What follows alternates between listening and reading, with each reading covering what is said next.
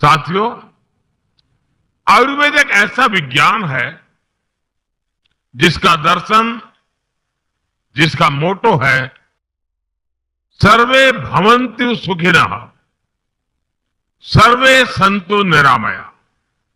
यानी सबका सुख, सबका स्वास्थ्य। जब बीमारी हो ही जाए तब उसके इलाज के लिए मजबूरी नहीं, बल्कि जीवन निरामय होना चाहिए, जीवन बीमारियों से मुक्त होना चाहिए। सामान्य अवधारणा है कि अगर कोई प्रत्यक्ष बीमारी नहीं है तो हम स्वस्थ हैं।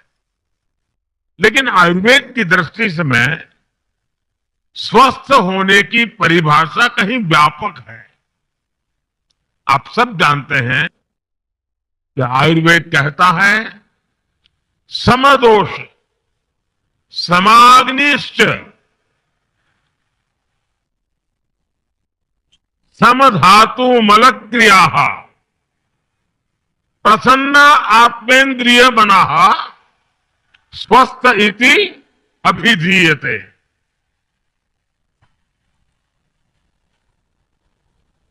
अर्थात जिसके शरीर में संतुलन हो, सभी क्रियाएं संतुलित हो और मन प्रसन्न हो, वही स्वस्थ है।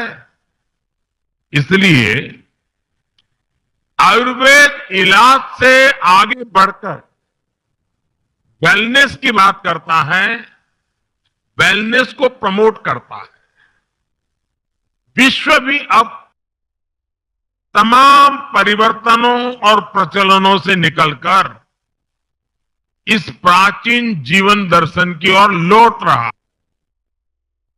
और मुझे इस बात की बहुत खुशी है कि भारत में इसे लेकर काफी पहले से ही काम शुरू हो चुका है।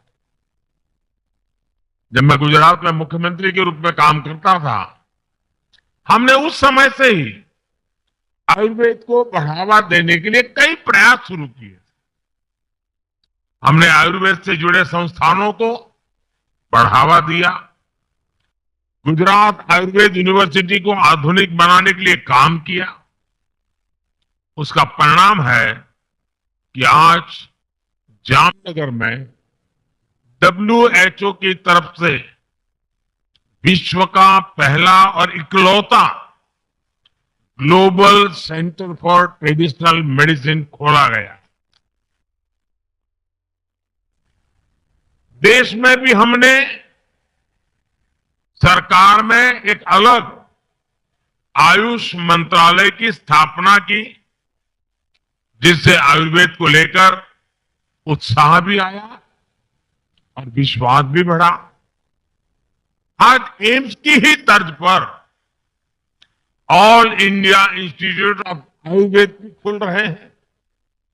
इसी वर्ष ग्लोबल आयुष इनोवेशन और इन्वेस्टमेंट समिट का सफल आयोजन भी हुआ है, जिसमें भारत के प्रयासों की तारीफ WHO ने भी की है।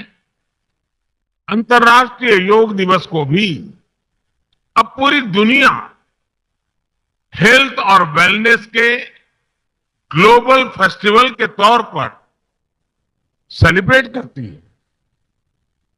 यानी जिस योग और आयुर्वेद को पहले उपेक्षित समझा जाता था, वो आज पूरी मानवता के लिए एक नई उम्मीद बन गया है।